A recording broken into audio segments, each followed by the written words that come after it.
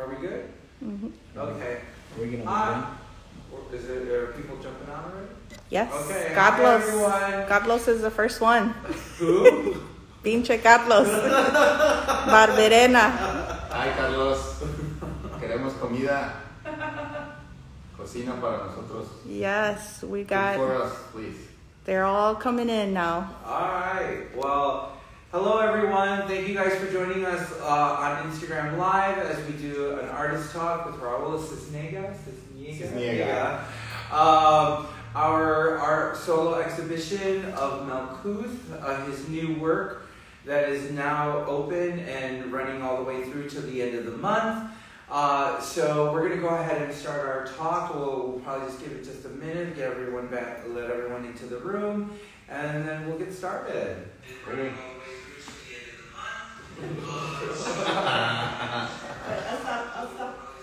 So, but while we wait a little bit, so how's your stay been here? Cool. Yeah, are you excited about the mural that you're going to be working on? Yeah, super excited. Right, so if you guys don't know, Raul will be working on a community mural with in partnership with Pilsen Arts and Community House, and it's here in Pilsen, right? Yeah. Where exactly will it be at?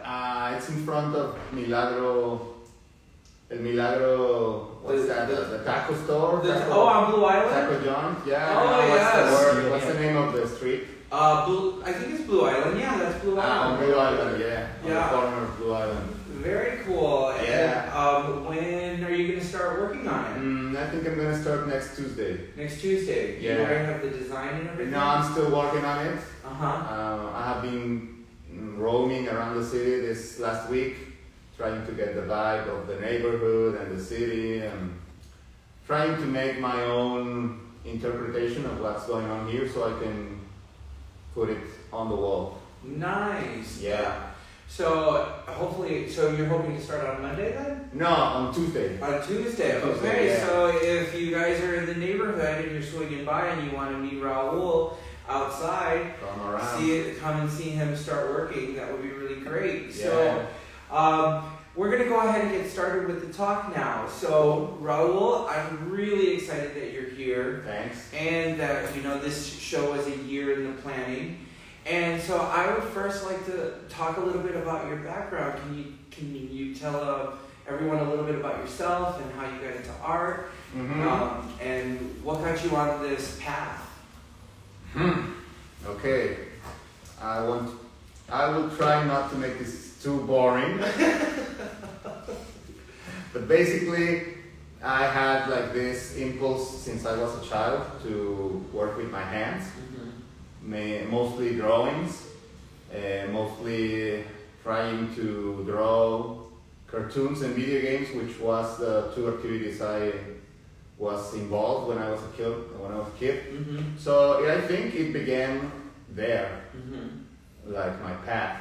I didn't know it as clear as I do now then, but I think it started then, and then I was born and grew up in Mexico City, which has a big tradition with museums and murals from the post-revolutionary era. So when I started walking around the city on my own, when I was junior high, when I was around 12 years old, I started walking around the city and knowing the city, and I started seeing murals, and to me a mural was something I didn't think about too much. I just saw them, and to me it was really impressive, like those huge images, because I was used to see like printed images in comic books or my 10-inch TV screen. So when I saw those big images, it was kind of impressive. Mostly the work of David Alfaro Siqueiros, which was wow, what's this dude about? And so I think that's the moment when I got really into painting, when I started going to museums and seeing modern art and art from the beginnings of the 20th century. So that's when I started thinking about maybe I want to make an art career. But sadly, or maybe it was just my destiny, I don't know, but my parents didn't have any artistic formation or interest in arts. So when I told them my wish to be an artist, they were like, no. No, we have worked so hard for you to go to college. You know, you're the first, you and your brother are the first generation to get into college, so forget about it, you're going to study something more profitable. And so I took 3 years of law school, which I didn't hate it, but I wasn't enjoying it so much. And so at some point, I decided to change my career and started a degree in design, graphic design. And that's when I started working with, how can I say it, with geometry. That's when I had my first encounter with formal geometry. Because when I was drawing during my childhood and my adolescence, I wasn't into geometry. I was more interested in cartoons, in video games. But geometry in college was something that hooked me, attracted me immediately. I don't know if it's because it's too perfect, too ordered, and sometimes I'm kind of scared of chaos because I see everything is chaotic. So this geometric order kind of gives me peace, and that's where, in college I started working with geometry, and then I work as a photographer and as a graphic designer, but my spirit was like, hey, you need to feed me. And so my spirit was not satisfied with my activities. And at some point, I realized, I became aware of this, and that's when I decided to start a painting career. And so I started painting in my house where nobody could see me until some friend came in and he said like, hey, that thing you're doing is cool. Now I know that he was just being nice because it wasn't really cool at the start. At the beginning it was not cool. But he said something like, you know, nobody knows you, and if you keep painting in here, that will continue happening. So you need to get on the streets. And so that's when I started painting on paper in my house, and then I went out to the streets and pasted. So you did wheat paste then? Yeah, wheat paste. That's how I started working on the streets with wheat paste. And I did that maybe for a couple of years. And I was taking photos and posting them on a blog before the social media explosion. And I kept painting and, you know, looking for opportunities. And at some point, maybe 4 years after that, my first mural commission came in, and then another, and then another, and then one bigger and bigger and bigger. And it was nothing that I had planned, it just happened like I first moved a piece in the puzzle, and then another one moved, and and here I am in Chicago, presenting my artwork. So that's pretty much it. So so it's kind of interesting on how, you know, I found you. I found you on social media, but it was because a friend of mine said, hey, there's this muralist, and I really like the work. You should check it out. And I said, okay, sure, great. And I put it down as a note, and when I started looking at your work, I really enjoyed what you were doing, and I do see the geometry in all of your work. And so I was just like, I wonder how that would translate into paintings. And so when I contacted you about it, I thought that it was a great conversation. First, we had this great conversation, and I said, hey, do you want to do a show? And then we had talked about it, and then you sent me this prospectus about Malkuth, and that is where we are today, almost a year now, almost a year for when we first talked. So I would like for you to talk about, first, why is this series called that? And why is this series called that, and where did the inspiration come from?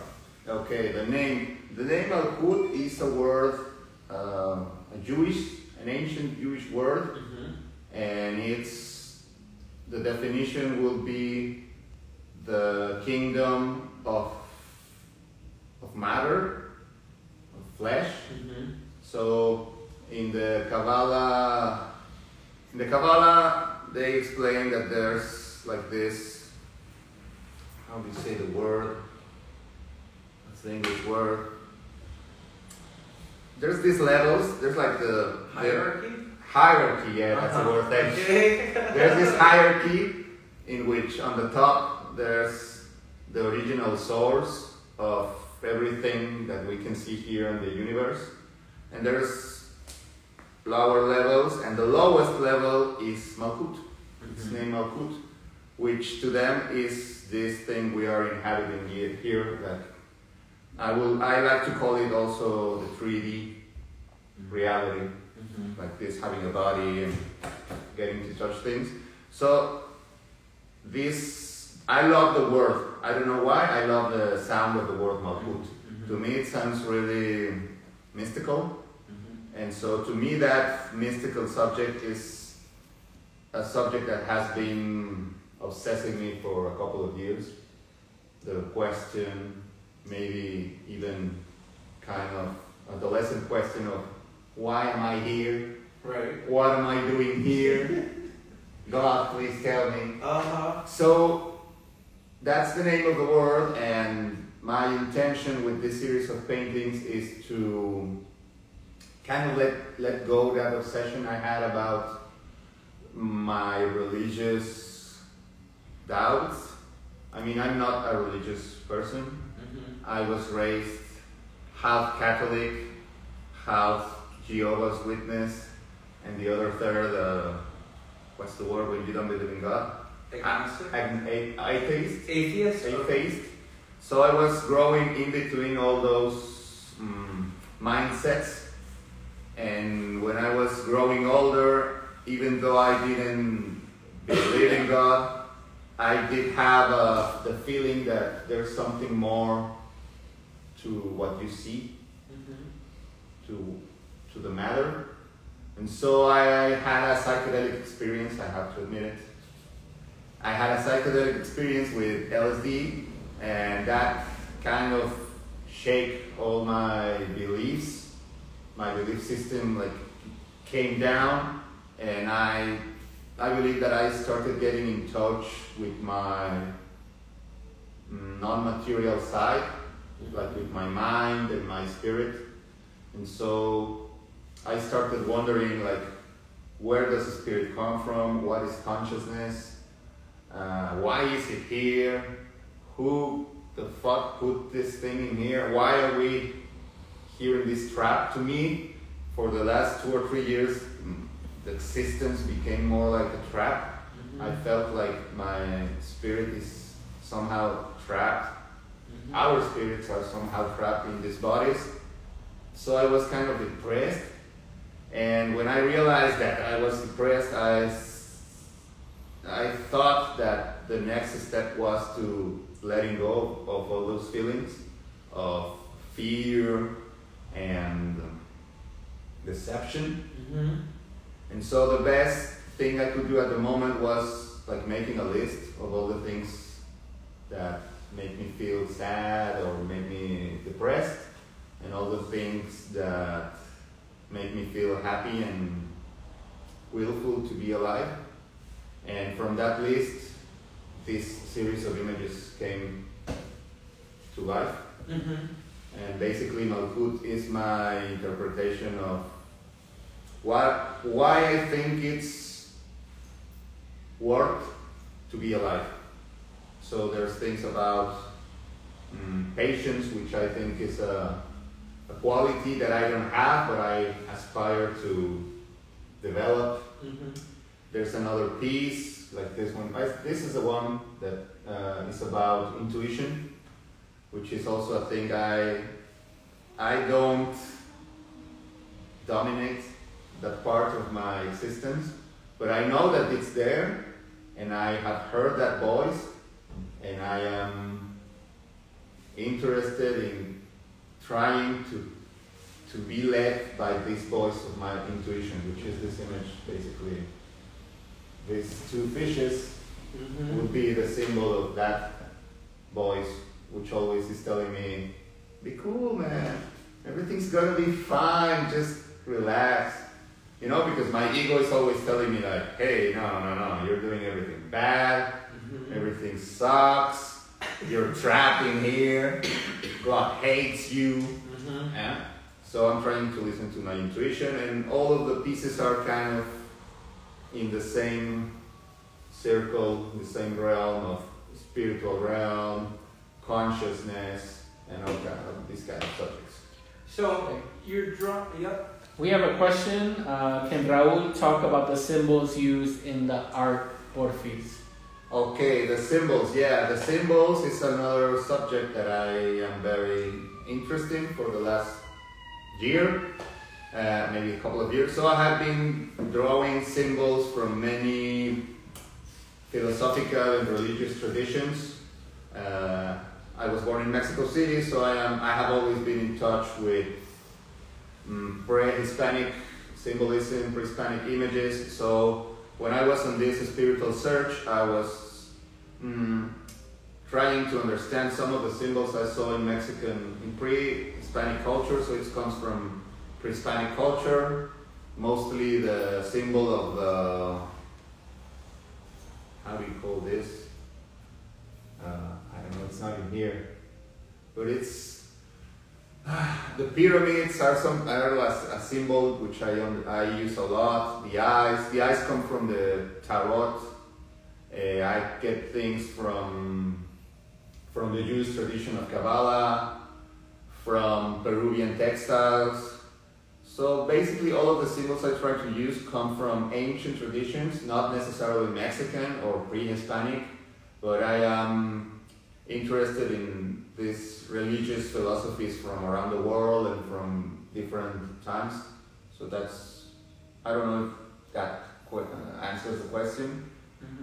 Yes, No, thank I you. think so. I also think that it's interesting because I was also going to ask you about that. Okay. Because I see that when I'm looking at the work and when we hung the work, right, that I can see this connection. You're sitting, I feel like I can, it's kind of a window into your thought process because you begin to make these connections. So you're connecting Jewish mysticism with, Mayan, Aztecian thought and symbolism. But then I also see the idea of just the world in general, of how the world, like, so you've got Christianity, and, you've got a little bit of, I almost would also think of Islamic, totally, yeah, because of the geometric background. Yeah. So I see the especially the one that we have, the piece called The Lovers, the background on the back of it,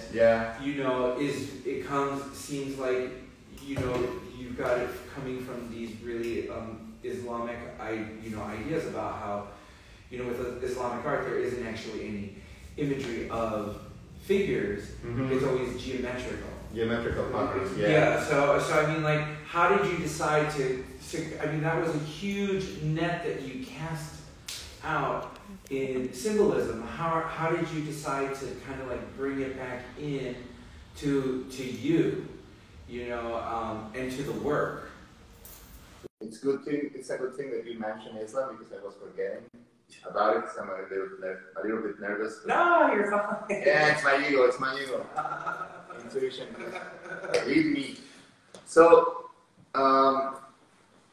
one other thing that appeals me a lot from art history is the pattern design.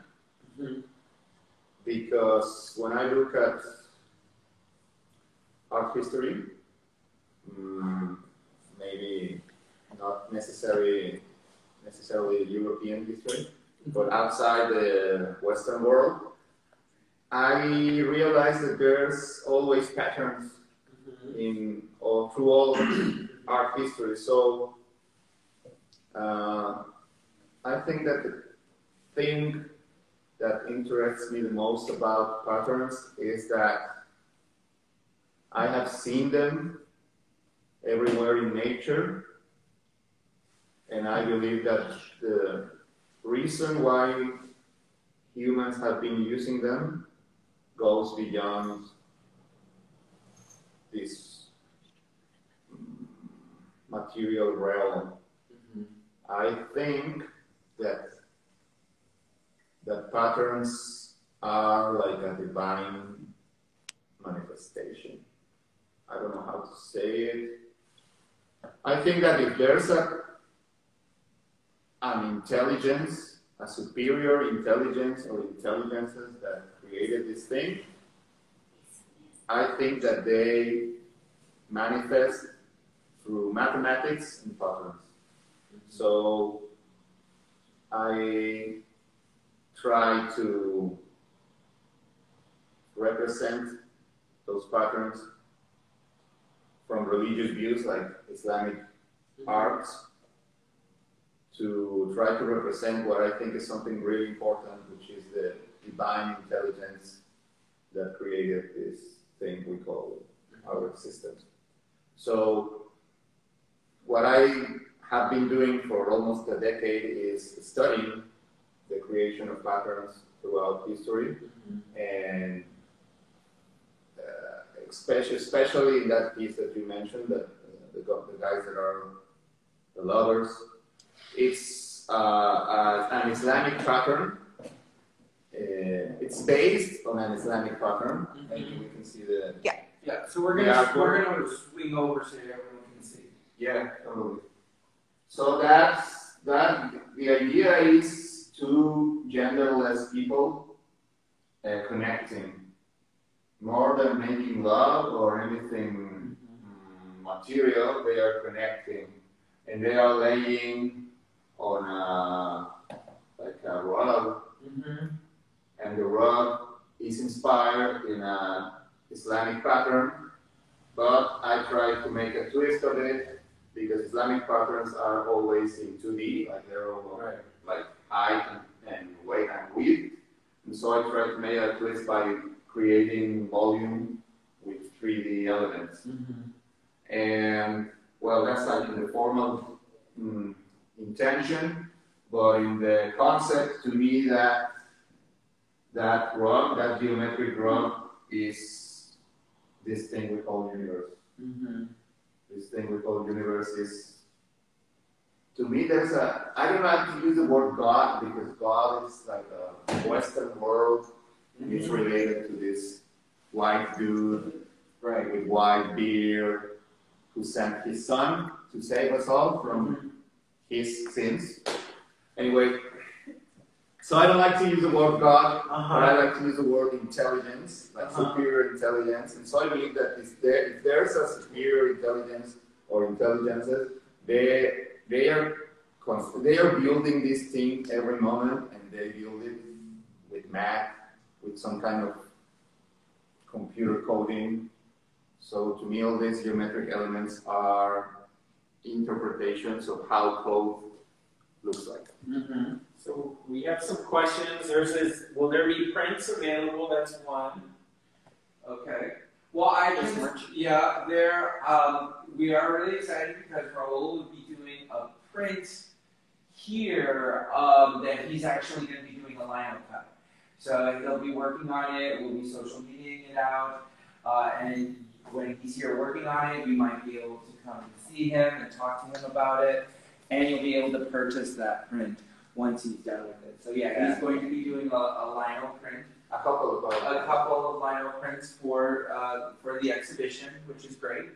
And then we have, I think you talked about spirituality, but do you have any rituals that help with the process, I'm assuming?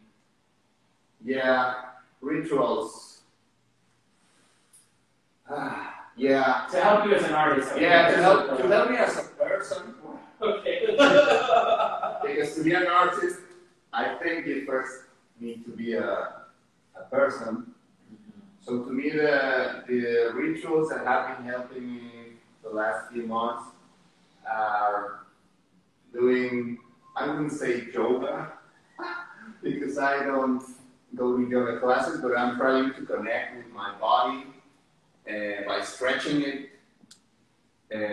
Not every single day, I'm not disciplined, but it has helped me a lot to work on my back problems, because painting is not, it's not easy. It demands some, what's the word? Your body starts to get tired from sitting down or standing up or going up the scaffolding.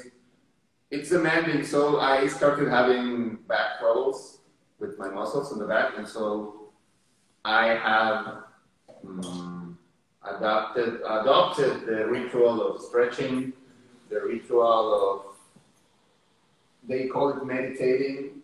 To me, meditation is a very fancy, pompous word, but I like to just sit for 15 or 10 minutes if I can, to sit and do nothing and try to focus on my breathing, try to focus on feeling my body. That's a good, what's the word? Ritual. But that's it. That's pretty much it. I'm not as mystic as you may think. I sometimes light a candle, but I wouldn't call it a ritual. I just like to smell. Smell fancy. Nice things. Now, what has helped you to evolve as an artist? Man, we're getting great questions today. Yeah. And it's like, oh, no. I thought you were going to ask, like, what color do you like? But what's the word? The word in English for terco, necio? Stubborn. So I think that the main thing that has helped me evolve as an artist is to be stubborn. Stubborn in the idea that this is what I want to do with my life. That kind of stubbornness is what has helped me. Well, and discipline. Yeah, I mean, then I also think that every artist, in order to be, being an artist is hard. Yeah. Right? But it's hard in the sense that how do you communicate yourself visually? Mm-hmm. I mean, and you have to have that stubbornness in order to allow the failures. Totally. You know, and to keep moving forward, you know, so, I mean, yeah, I get that. Yeah. So stubborn's a good word. Yeah, for this thing, it's a good word. It's not good to be stubborn in real life. But in your career as an artist, I think it's something right. Well, and persistence. helpful. Yeah, and persistent. Maybe the word is persistence, not Persistence. stubborn. Yeah, persistence. But being stubborn too. Yeah, well, I know. Now, so I think we mentioned this in the beginning, but the artwork is up through the end of the month. Yes, we're here through the end of the month. And Raul will be around at least till the 23rd. At least to the 23rd. If people have any additional projects they'd like to participate in, you could contact us or Tommy, and we could forward that on. We have another question. What's a piece of literature that shaped your artistic outlook? Okay, piece of literature. I would say, this is gonna sound so pretentious, the Tibetan Book of the Dead. The Tibetan Book of Life and Death. It's one of them. And I would say, and another book, more recent, by a guy named Andrew, I can't remember his name, but the book is called Alien Information Theory. It's weird, but it's interesting. Alien Information Theory. I like that kind of thing. Yeah, no. Yeah, Teresa's reading a conspiracy book right now, so we know. Alien Information Theory. Okay, and this, we got another. Andrew Gallimore is the name of the dude. It's a neuroscientist who wrote a book Okay. about psychedelic experience mixed with religious stuff. Okay. philosophy. All right. Is there a piece in the series that you feel most connected to? Yeah, there's one. Okay. Most connected, yeah. ¿Por qué? Why? Because, like I said before, this is about listening to the voice of your intuition. And so I think that right now it's like one of my biggest aspirations to learn to tune up the volume of that voice and lower the volume of the voice of my ego. But I also think that I have a question actually, because I think that what I found interesting about your work was the combination of spirituality in the different types of non-Western trains of thought. But also, there are also a couple of schools of thought in here when it comes to art movements. So there's a little bit of surrealism here. Yeah, totally. There's the flattening of cubism, you know, and then I also think that there's this idea, well, the influences of, you know, pre-colonization, you know, of South America. How are you reconciling the three? Because I think that, you know, cubism and surrealism are very Western, Super Western thoughts, trains of thought. But if you think about the history of those movements comes from pre-Columbian and Native American, as well as African pattern making. Totally, yeah. You know, so how did you, as a non-Western person, decide to place yourself in that history? Because it's a lot of history that you have to deal with when doing that kind of work, when putting yourself in the middle. In the middle, yeah. I think I didn't do it consciously. I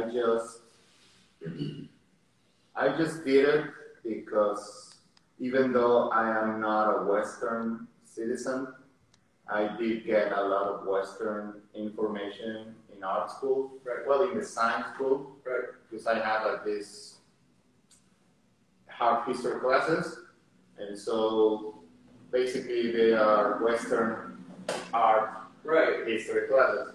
So I think that information just got into my flow of thinking. Unconsciously, I kind of took it and mixed it with these conscious ideas that I have, that I want to do of taking ancient philosophies. And I think that as well, since I grew up in Mexico, and Mexico is like really close to the United States culturally, and I'm also, when I was born, there was no internet in my home, but when I was 20 years old, and I'm now 14, I had a computer with internet, so for the last 20 years, there's a lot of information that has been coming through, and I think that this information has helped me to consider myself not as a Mexican, but as a human being. Like, I mean, I'm proud of my roots, my Mexican roots, but I think that every human artistic manifestation to me is interesting. Right. Well, not everyone, not every, but a lot of them. Right. A lot of them are interesting to me, and as long as they come from what's the word, like loving roots. I mean, like I don't care if something is made by a white man or white woman. If it's from the heart and from the soul, you know. And I think that surrealism and cubism, they are not my favorite art movements from the 19th and 20th century. From the 20th century, I identify myself more with Dadaism, but I think that all these art movements influence me because I have been exposed to them. That's what I'm trying to do. It's not like something I do consciously. It's just like those images have been like popping in front of my eyes for 20 years. So it's hard not to mix them. Well, see, because that's interesting because, you know, it's interesting that you're able to say, okay, I'm going to set aside the idea that, you know, Western is very white, right? But when you're an artist here in the United States of color, it's something that you must deal with. Yeah, I know. Constantly. And there's always this idea of some artists, as well as historians of color, have to deal with the fact that they're the other. Yeah. But since you're from Mexico and you're able to set it aside, are you aware that you're doing that? You know that when you're here in the States, you know you're an artist of color. Yeah, totally. You know, but you're not because you're a Mexican artist. You're an artist from Mexico working on these things. But if you lived here as a citizen here, that all that history then gets dumped on you. Yeah. I mean, and even in this space, if you think about it with your work, it's totally different reading context because place is different, right? So when you came to Chicago and you thought, wow, this is really a different place for me. It's a new experience for you. When you're seeing your work here, how do you feel it translates with your ideas? Yeah. Okay. I would say first that I agree with you what you say about if I were a Mexican American artist who grew up in America, in Chicago, I would not be saying what I just said. Yes. You wouldn't say it at all. I totally understand that. Totally understand that. But the thing is that even though I am close to American culture through movies and TV and news, I mean, I'm aware of racial profiling. I am aware of racial struggles. I am aware of the abuses of the white culture. I am aware of all of that. I mean, I'm not a hippie living in a pink world. Not at all. Not at all. I love that. Kind of be living in a pink world. Kind of hippie, but not at all. So I think that my work here in Chicago might be, what's the word? Appreciated. Not just because I'm a color artist, but because of the foundations of my psyche, which are mostly outside of the Western world. Right. So I think that you can watch my works and you can say, well, this was not painted by a white dude. Right. Totally. So I think that people might feel connected to the work because they can see symbols from non-Western and non-white cultures. And I also think that they can feel connected because my intention is honest. I mean, I'm not trying to be a Mexican artist with super Mexican roots and Mexican and like I don't have a flag tattooed on my front. I'm brown. I'm proud.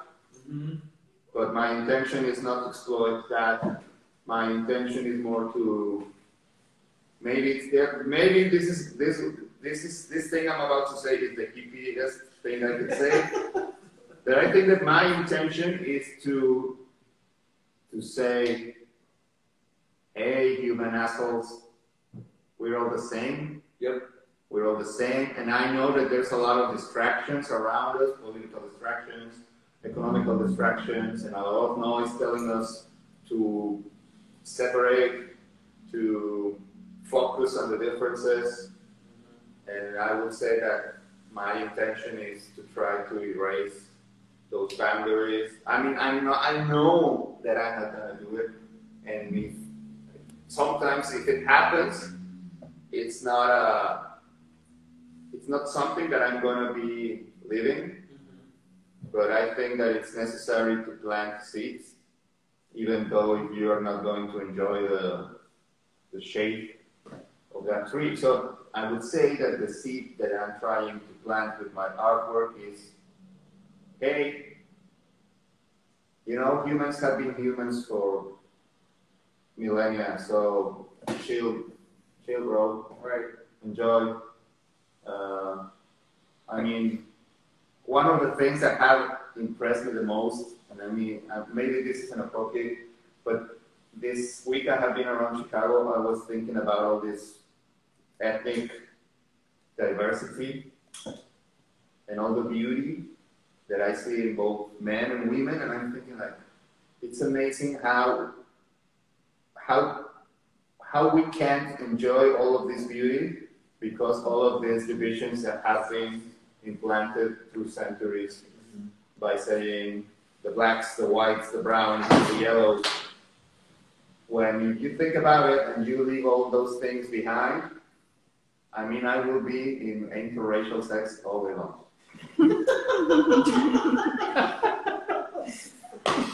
So we.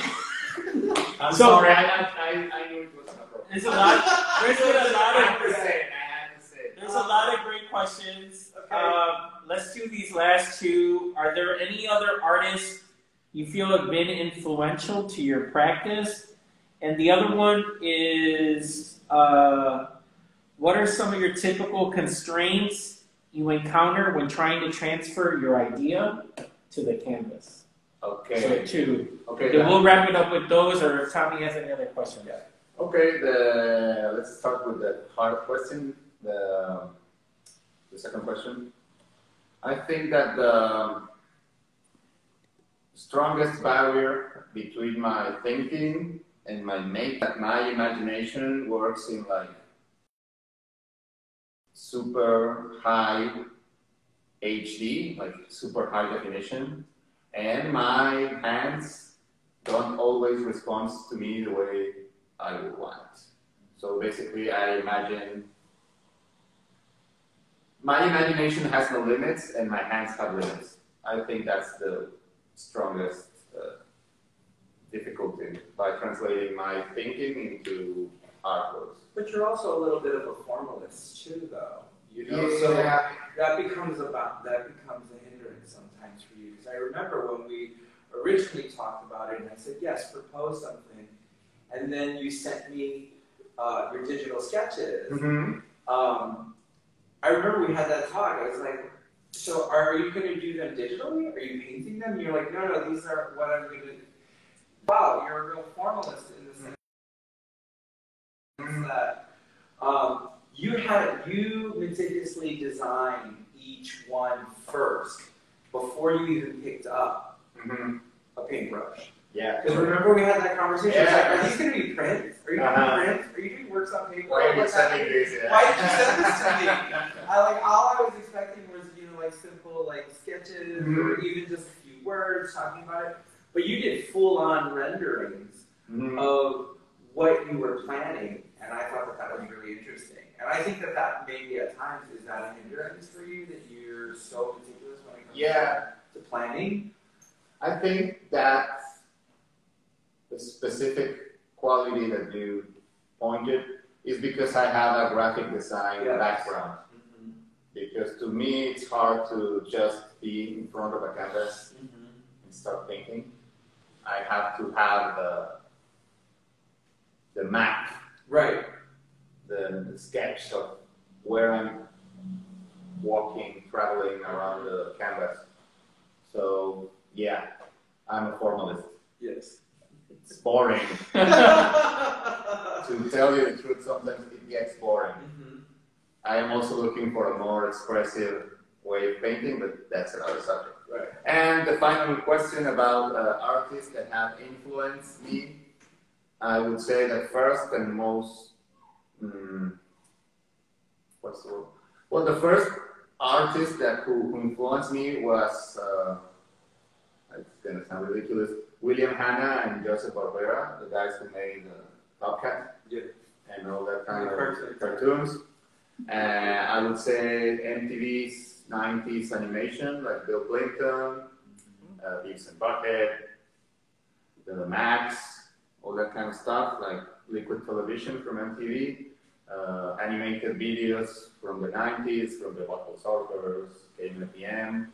And then I met David Alfaro Siqueiros, and I would say that Islamic art and MC Escher are like the biggest and most obvious influences in my work. I didn't even think about People Escher. mention that in the comments, and everyone has been loving the conversations. Cool. They say your art is understandable and relatable. People really dug that in, that looking within yourself and speaking to that. I think that's been, I don't know if you have any other things you want to I tell me. wanted to know what, because so you got the two biggest heavy hitters and artists for when thinking about when Americans think about when when people from the U.S. Because South America is also in America.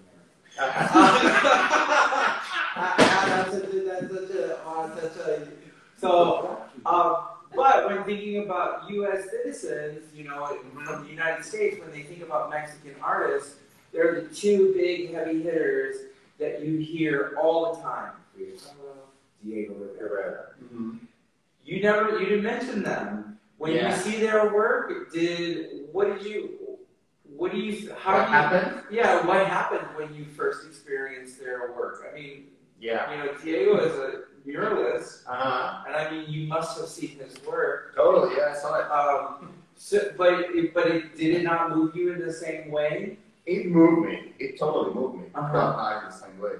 So I want to know how did how did it? Because I just was wondering, here you see Frida and Diego all the time. They are big symbols. They're big symbols. Or maybe talk about them as symbols. How that's different from maybe what you see. Like here we see everything's Frida and Diego. In Mexico, what is it like living there? There is also this trend about loving Frida and Diego's artwork, but I think, when I started seeing the murals, in the early 90s, Frida and Diego weren't that much of a big thing, in pop culture. They were respected and famous artists in the country, but there wasn't any internet, so I think that's why they weren't so widespread around the world. Right now, they are rock stars. So when I first saw Diego's work, I saw this painting of a woman holding some flowers. And because I was a teenager and I was full of energy and full of, I was already full with hatred to society. Teenage angst. Full of teenage angst. I think that Diego's work didn't talk to me because it's not full of angst. Right. It is more depictive politics, but politics in a more polite way. And so I think that's why it didn't got me. Because 10 years ago, I started looking at his work with my more adult mind, and I started seeing not the famous paintings, but from other collections, and I was like, wow, this dude was something great. Right, and that's the one thing that I think that a lot of people don't know is that Diego is really prolific in his work. And he's really European. His influences are coming straight from the vanguard. And it's interesting because I was just wondering what your take would be on that, because it's hard. You're not connecting to your work isn't connected to that in any way, shape, or form. It's connecting more to this pre-Columbian work and which I really love. And so that was why I was so interested. That's what fascinated me about your work. It's like, when I first saw it, I was like, okay, I see this, I see cubism, I see this, I see this. But then there's this underlying theme of your base root, who I am, who, you know, where I come from in Mexico City. I think it is really interesting because it's totally different if you were to grow up in a different region in Mexico. So I just wanted to know how you related to that when, you know, because in Mexico City you see, you know, some of his big murals. Yeah, and books. And books. I got to see his work in books. And I think the other thing that didn't connect with me is like his work is so mature. It's not filled with angst. And Siqueiros' work and the other guy, which is not as famous, was named González Camarena. Those guys, I think both of their artworks are full with, I wouldn't say teenage angst, but they are full with, I mean, Siqueiros was in jail for being a political activist. And Camarena was not a political activist, but was more, he was like the fourth muralist that was not recognized between the three big. And I think that that's why, this is just my interpretation, that maybe he was like, I think he was the best of the four. Camarena was the best of the four. But since he didn't got the recognition, he was like always working harder and harder. And that's why his artwork developed in the way it developed. And finally, Frida is full of teenage angst. Absolutely, with drama, that kind of things. So I do appreciate Frida's artwork. I respect her as a painter. But since I am trying to listen to this old lady intuition voice, she's telling me, get away from drama. Right. So Frida is like a big pill of drama, and I don't enjoy it anymore now. So, but I respect her work. She was a great painter, better than most of his male contemporaries. Right. And it's too bad that she has become a pop icon, because I think that people is putting so much interest in her love life and her dramas and her face instead of her artworks, which are beautiful and insightful. Right. And I think that's an interesting take on it too, because you know, she is really her image herself is more pop culture, and a lot of people who know her don't really know her work. No, they know the they know the story and everything. So yeah. So okay, so then one last thing. When you start your mural, I'm starting this Tuesday. Okay. Around noon. Okay. If anyone's interested in coming and helping, you're welcome. Oh, look at that. Yeah. That's the first time. Okay. Yeah, you're welcome to come and help. It's always nice to have some help and trying to make the mural more significant for the community. I mean, if people from the community get involved, maybe the mural will be more appreciated, you know, and take it as your own because you were involved. So, or have an opportunity to meet you and talk to you. I mean, that also is really important. Well, I mean, because it's important because, you know, Pilsen Arts and Community House, one of the tenets of their arms for community is to get the community involved, but in a more tactile and physical way that most organizations don't do. So it's really great that you've invited people to come and see you and meet you, and to even invite people to come and work on the mural with you. That is actually an amazing opportunity that I think that I hope that some Pilsen artists or other artists in the in nearby neighboring neighborhoods would come and work with you on it and talk to you about it and get your view on it. I mean, that would be great. Thank you, Raul. That's awesome. Thank you. And when do you think you're going to be working on the prints so that we can let people know to start following that? Because, of course, Gallery 19 and Pilsen Arts and Community will be social mediating out, but just to give them a time frame of like when they should start looking? I think maybe on next weekend, Okay. so that people can be able to come here at any time, and maybe next Saturday I will be here carving the liner cut and printing some artist proofs, so that you add some tests, so that people can see the final artwork and decide if you want to. Would you be open for people who come in who are looking to talk to you about? Yeah, totally. About Come your here, process, talk about about printing. anything. So. Okay, because that would be really great too. You know, like it's great that you're so open to doing with it. You know, working with the community here. Because you know it's part of the mission statement, and any sort of learning opportunity that you're interested in providing, I am sure that we can get that. We get people to come. Okay, yeah. Well, maybe I can talk to Teresa and Pablo. Maybe we can make a little painting workshop so that I can share my vision of color. Okay. I mean, not like I'm gonna teach you how to paint. No, painting is a long road. Right. But I can share how I see color and how I mix it. Okay. And so I think it would be an interesting thing to do for some members of the community. So. I think that would be great. I mean, yeah. So look at that. We're brainstorming ideas. Someone's asking if you take Bitcoin. Not yet. What's your feeling on cryptocurrency? That's the currency of the future. That's the future. That's another monologue. That's for another discussion. Thanks. Come over and we'll discuss it. Yeah, you got to discuss that in person. Yeah, come over. We're going to wrap this up. Thank you, everyone, for joining us today from Pilsen Arts and Community House, Gallery 19.